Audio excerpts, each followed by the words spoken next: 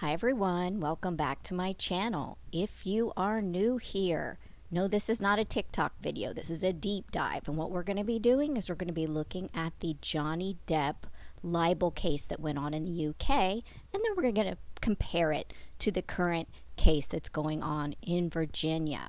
Caveat, I am going to be reading the verdict, the judge's verdict, and go through every little thing. Doesn't mean that's my opinion.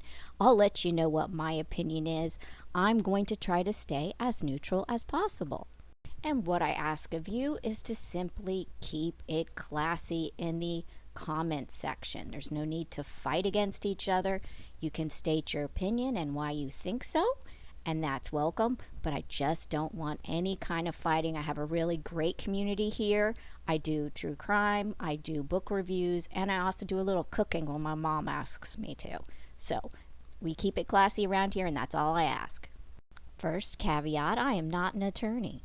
I was a paralegal for quite a long time, and I did go to law school, decided I didn't want to finish, and so that's my background.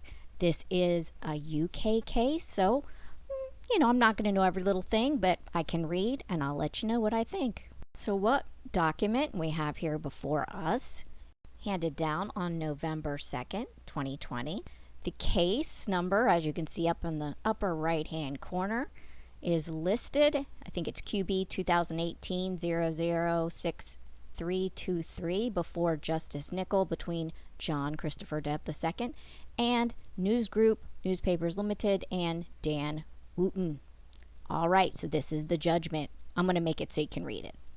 So I'm just going to hit the high points here. It's a trial for libel brought by Johnny Depp, who's an American, against the Sun, who's based out of the UK, all right, and also the owner of the Sun. And for jurisdiction, this is part and parcel why this was heard in the UK. The court looked at two articles, one of which was published on April 27th, 2018, and then another one which was changed, and it was posted on April 28th, 2018. And then the hard copy edition was substantially the same as the amended. And the first headline was, "Gone Potty. How can J.K. Rowling be genuinely happy casting wife-beater Johnny Depp in the new Fantastic Beasts film?" It was then amended the next day to, "Gone Potty. How can J.K. Rowling be genuinely happy casting Johnny Depp in the new Fantastic Beasts film after assault claim?" So the libel here is about the words essential wife beater and assault. And so what the court will do is look at the natural and the ordinary meaning of the words to see if he was libeled. And under the procedural history number 7, they found the natural and ordinary meaning attributed to each of the articles was as follows, quote, "The claimant," that's Depp, "was guilty on overwhelming evidence of serious domestic violence against his then wife," that would be Amber Heard, I'm adding this bit, "causing significant injury and leading to her fearing for her life, for which the claimant was constrained to pay no less than $5 million to compensate her, and which resulted in him being subjected to a continuing restraining order, and for that reason is not fit to work in the film industry," end quote. Generally in the US, libel involves publication, printed, slanders, verbal, publication, identification, harm, and fault, generally. So we've looked at the publication, we've looked at the identification, he was named in this case. Harm would be that he is harmed, like he lost income, he lost jobs, and fault would imply that they knew something was inaccurate and they printed it anyway. I also want to note that the £5 million mentioned here is referring to the $7 million that was in the divorce settlement. That's the equivalent. Number 9 deals with the harm to his personal and professional reputation, and the court was asked to look and draw inferences from the seriousness of the allegation, the huge extent of the publication in the Sun, the effects of the accusations of violence against women, and so on. And with any libel, you have to have a claim for damages. You can't just say you hurt my feelings. You have to have money involved, all right? So in number 10, in the support for the claim for damages, one, that the TRO that was mentioned was only temporary and that it was dismissed with prejudice. That means you cannot refile it on August 16th, 2016. Two, that the articles failed to include any denials, even though they were aware of them. So that's implying that the Sun was made aware that there were some things that weren't accurate and that they didn't change. That's what's alleged here. Three, that essentially they were one-sided and unfair. And four, that the articles misquoted out of context remarks and they failed to correct some of them. All right, so that's in support of the claim for damages. We're going to see the acronym RAD, R-A-D. That means Re-Amended Defense. This is where the defendants re-amended some of their documents. So if you see that RAD, that's the Sun and the owner updating their defenses, which happens. It's normal, but that's what RAD means. And this is something, if you're watching this, put a little note, put a little pin in this for people that don't know. I see a lot of these talking head attorneys that I really like, by the way. I don't know if they've ever read this complete verdict in the UK trial, because if they did, they'd see number 24, that the judge in Virginia had made a protective order on September 25th, 2019. And when that happened, the courts kind of made some documents sealed. So some of the stuff that's now coming out in this trial was known back then. It just wasn't publicized. So some people were like, well, she's coming up with this bottle incident, or she's doing this. Well, guess what? 9 times out of 10, it's here and mentioned in these documents as further physical evidence is under seal, confidential, okay? I'm not Team Amber. I'm just telling you that on some of these incidents, and every single one of them is listed, on some of them it says further physical evidence or altercations or allegations are, confidential, and it'll put a note of it, all right? So you know there's something else that was mentioned, very explicit, that they're not putting into the judgment here, because there was another case going on. So just FYI, it's not like she just pulled this out of a hat. I'm not saying that she was telling the truth then or now. What I'm saying is that there was more back then that was not made public. Number 31, on May 13th, 2020, they heard another pretrial review. The issue that at controversy was whether Johnny had permission to rely on the evidence of a mechanic, David Kalaki, and also Kate James, who was the personal assistant for Amber. Now, we did hear in this trial from Kate James. I need to double check on whether we heard from David Kalaki. I don't think we did.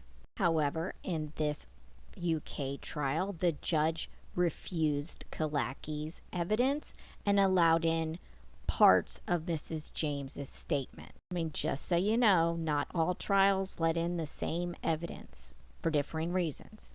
In number 32, the defense was also saying that Depp's team failed to disclose a series of texts between him and his assistant Nathan Jones, which were referred to as, quote, the Australian drug texts. And I do believe we have seen the Australian drug texts in the Virginia case. The UK has defined the Defamation Act 2013, Section 2.1, which says, it is a defense to an action for defamation for the defendant to show that the imputation conveyed by the statement complained of is substantially true. This is very similar to the U.S. version in the sense of it isn't defaming someone if what they said is substantially true, and generally substantially is 51% over, probability. Anything over 51% is substantially more than the other. The Defamation Act goes on to explain if there's like two different distinct imputations, like there's two ways you could go. They say three in subsection 3. If one or more of the imputations is not shown to be substantially true, the defense under this section does not fail if, having regard to the imputations which are shown to be substantially true, the imputations which are not shown to be substantially true do not seriously harm the claimant's reputation. They further explain the Defamation Act and who has the burden and the standard of proof. The burden rests on the defendant. So if you say, hey, I was defamed, the son did it, the burden rests on the son. And also that standard, like I said above, is the balance of probabilities. It's not beyond a reasonable doubt or anything like that. That's usually in criminal cases. This is just a balance of probabilities, i.e., is it more probable than not that the article was substantially true in the meaning that it bore. So in their defense, what the son et al. Said was that the claimant and Miss Heard began living together, and they married, and then they separated, and all this is agreed to. Those dates, those two sentences are completely agreed to. But what was at odds here is their claim throughout their relationship the claimant was controlling and verbally and physically abusive towards Miss Heard, particularly when he was under the influence of alcohol and or drugs. And then you'll see the response. So think of it like a tennis match. You have a claim, and then you have a response. And the response can be, oh, I agree that we went to Tokyo on these dates or whatever, but I don't agree to this. Or I agree that there was a bottle. I disagree on who threw it. That kind of thing. So it's like a tennis game, back and forth, back and forth, back and forth. And then when there's things that are contested, then you have witnesses that you can fall back on, or texts that you can fall back on, or pictures that you can fall back on. Basically, the response to this was, Depp has never hit or committed any acts of physical violence against Miss Heard. He has never done more than grab her arms to prevent her punching him in the face. Now, let's say there was no more evidence, and this was where we stood, all right? You have someone being called a wife beater, and then you have someone saying, I never hit her. The most I ever did when she was hitting me was hold her arms down. And if that was where we'd be left, then they'd have to fall on those probabilities, that balance of probability. Was it substantially true or not? But then they go on to list these incidents, and then we go back and forth on all the incidents. You with me still? The UK court has numbered the incidents and given them an approximate date, if not known, and a place. The first incident, for ease of reference, I'm going to go ahead and put their names in here. In early 2013, Amber and Johnny were in Los Angeles when he first hit her. Johnny, until that point in the relationship, had been sober, and it subsequently became apparent to Amber that he probably started drinking and using drugs again around this time. And during a conversation about a tattoo, Amber laughed at something that Johnny had said, and she thought he made a joke. And Johnny responded by repeatedly slapping Amber across the face, and the third hit knocked her to the floor. And after hitting her, Johnny cried, apologized, and tried to explain his behavior, saying he snapped sometimes into something he called, quote, the monster, unquote, and promised he would not do it again. Depp's reply to this was, save that Depp doesn't even recall ever having a conversation with Amber about a tattoo, he's therefore unable to admit or deny whether the conversation described took place. And so therefore, that whole paragraph, it's denied that he ever slapped or hit Amber. In early 2013, Depp confined himself to drinking wine and using marijuana, having been sober around December 2011 to August 2012. Now, I haven't been keeping a record on Johnny's admissions to using drugs in the current trial, like meaning for dates. So I don't know if he has fudged any of these dates or not. Let me know in the comments section below if you find any deviations or inaccuracies on either party's part. The second incident is detailed under 49. On or around March 8, 2013, Amber and Johnny were in her home in LA. Johnny was getting drunk and high on drugs and was angry that Amber had hung up a painting given to her by Tasia Von Ree. At one point during this incident, which went on overnight and into the following day, Johnny tried to set fire to the painting, and Johnny hit Amber so hard that blood from her lip ended up on the wall. And at various points, Johnny grabbed Amber hard, shook her, and shoved her into a wall, and someone asked Amber's sister to come over to try to intervene with Johnny, which she did, and Johnny subsequently sent Amber a text message referring to that evening as a quote-unquote disco bloodbath and a quote-unquote hideous moment. If you guys like, I can also pop up the texts. Of course, this judge wouldn't have had redacted versions, so if you like that along with this, I can do that too. Here's Depp's reply. He doesn't recall whether he was at her home on March 8th, 2013, but the signed painting by Tasia Von Ree was hanging by Amber's bed, and on a date that Johnny can't now recall, he asked Amber as a courtesy if she would move the painting elsewhere. He denies the third sentence in that paragraph, and he accepts that Amber's extreme reaction to his request did continue into the following day. He said he did not set fire to the painting either on that morning or after the alleged incident or at all. He denies hitting Amber at all, that he didn't grab, shake, or shove her into the wall. He says he doesn't recall Whitney being asked to come over. And finally, he says that when he was texting with her afterwards, that the words were used to placate Amber. So Steve is Johnny Depp, and Steve writes, "Just thought you should know there exists a book titled Disco Bloodbath. That's all." And Amber replies, "We need that book. Is it about last Friday night by any chance?" And Johnny replies back, "How can you make me smile about such a hideous moment? Yes, it is. Funny. I effing love you." I think that's a C word then. Just note for a baseline, Johnny Depp uses the C word with all his mates, friends, family, foes. Everybody's a see you next Tuesday, so it is what it is.